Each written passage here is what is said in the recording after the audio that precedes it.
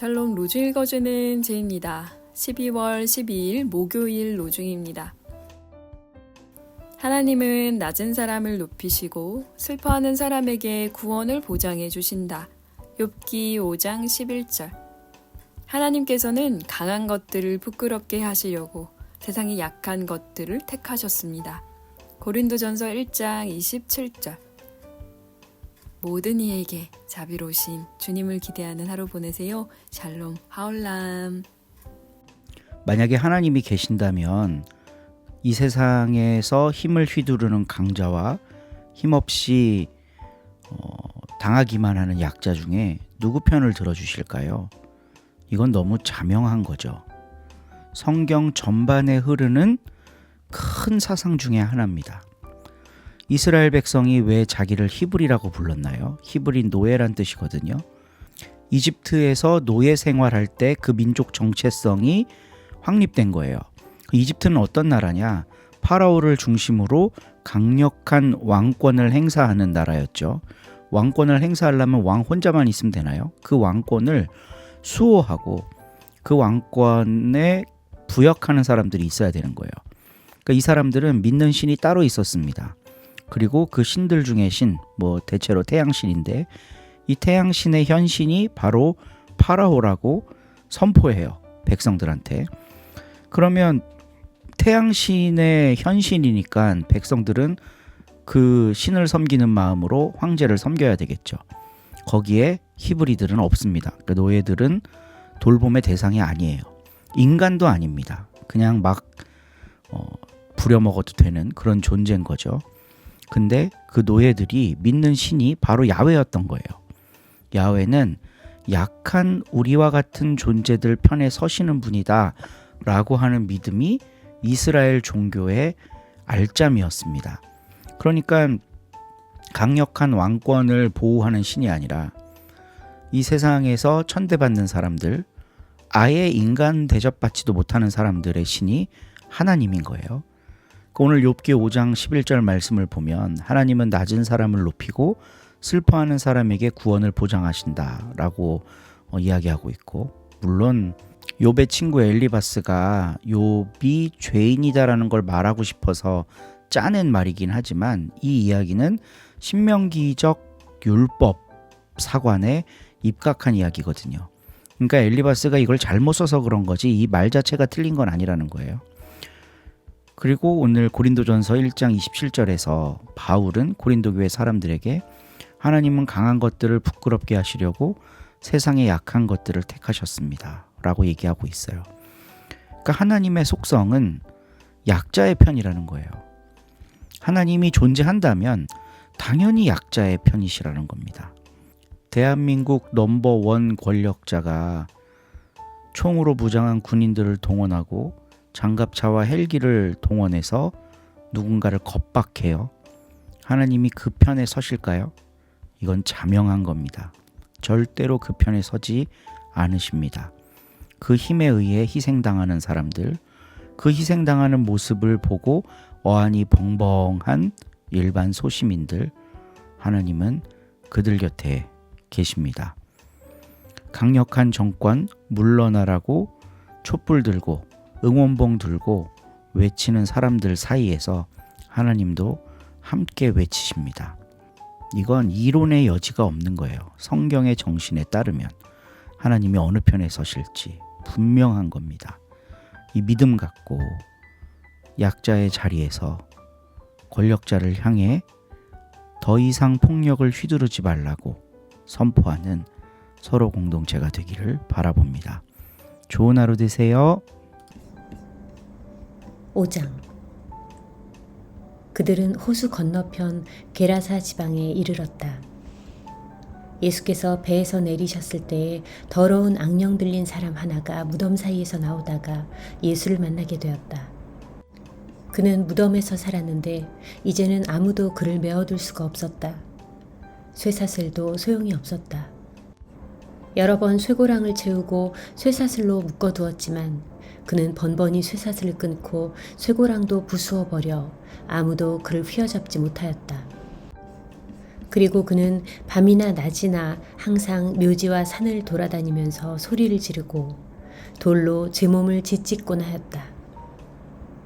그는 멀찍이서 예수를 보자 곧 달려가 그 앞에 엎드려 지극히 높으신 하느님의 아들 예수님, 왜 저를 간섭하십니까? 제발 저를 괴롭히지 마십시오 하고 큰 소리로 외쳤다. 그것은 예수께서 악령을 보시기만 하면 더러운 악령아, 그 사람에게서 나오너라 하고 명령하시기 때문이었다. 예수께서 내 이름이 무엇이냐 하고 물으시자 그는 군대라고 합니다. 수요가 많아서 그렇습니다 하고 대답하였다. 그리고 자기들을 그 지방에서 쫓아내지 말아달라고 애걸하였다. 마침 그곳 산기슭에는 노아 기르는 돼지떼가 우글거리고 있었는데 악령들은 예수께 저희를 저 돼지들에게 보내어 그 속에 들어가게 해주십시오 하고 간청하였다.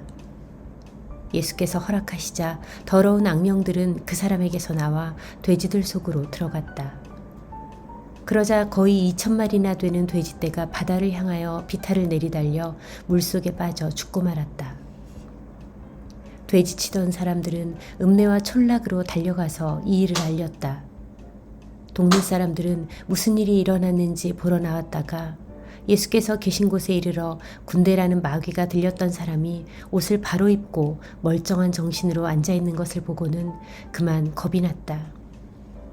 이 일을 지켜본 사람들이 마귀 들렸던 사람이 어떻게 해서 나았으며 돼지떼가 어떻게 되었는가를 동네 사람들에게 들려주자 그들은 예수께 그 지방을 떠나달라고 간청하였다. 예수께서 배에 오르실 때에 마귀 들렸던 사람이 예수를 따라다니게 해달라고 애원하였지만 예수께서는 허락하지 않으시고 주께서 자비를 베풀어 너에게 얼마나 큰 일을 해주셨는지 집에 가서 가족에게 알려라 하고 이르셨다.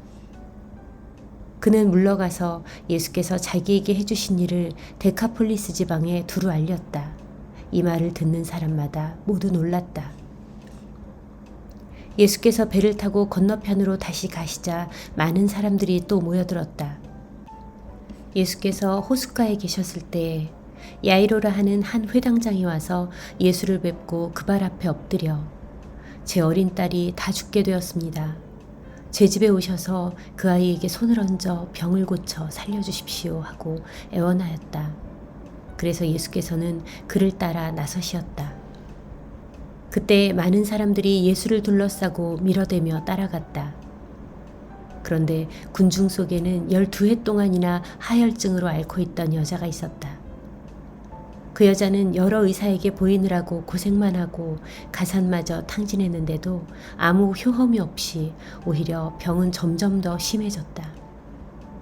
그러던 차에 예수의 소문을 듣고 군중 속에 끼어 따라가다가 뒤에서 예수의 옷에 손을 대었다. 그 옷에 손을 대기만 해도 병이 나으리라고 생각하였던 것이다.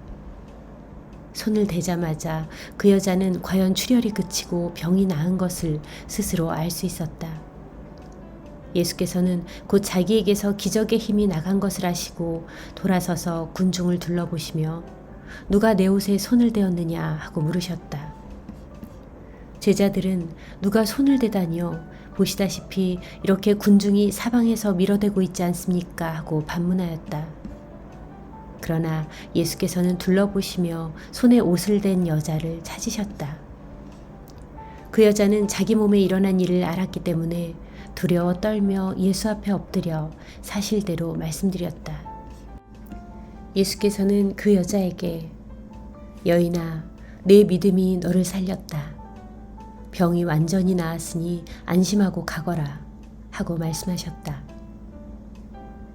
예수의 말씀이 채 끝나기도 전에 회당장의 집에서 사람들이 와서 회당장에게 따님이 죽었습니다. 그러니 저 선생님께 더 피해를 끼쳐드릴 필요가 있겠습니까? 하고 말하였다. 예수께서는 이 말을 들은 채도 아니하시고 회당장에게 걱정하지 말고 믿기만 하여라 하고 말씀하셨다. 그리고 베드로와 야고보의 동생 요한 외에는 아무도 따라오지 못하게 하시고 회당장의 집으로 가셨다. 예수께서는 거기서 사람들이 울며 불며 떠드는 것을 보시고 집 안으로 들어가셔서 그들에게 왜 떠들며 울고 있느냐? 그 아이는 죽은 것이 아니라 잠을 자고 있다 하고 말씀하셨다. 그들은 코웃음만 쳤다. 예수께서는 그들을 다 내보내신 다음에 아이의 부모와 세 제자만 데리고 아이가 누워있는 방에 들어가셨다. 그리고 아이의 손을 잡고 탈리다 쿰 하고 말씀하셨다. 이 말은 소녀야 어서 일어나거라 라는 뜻이다. 그러자 소녀는 곧 일어나서 걸어 다녔다. 소녀의 나이는 12살이었다. 이 광경을 본 사람들은 놀라마지 않았다. 예수께서는 그들에게 이 일을 아무에게도 알리지 말라고 엄하게 이르시고 소녀에게 먹을 것을 주라고 하셨다. 아멘.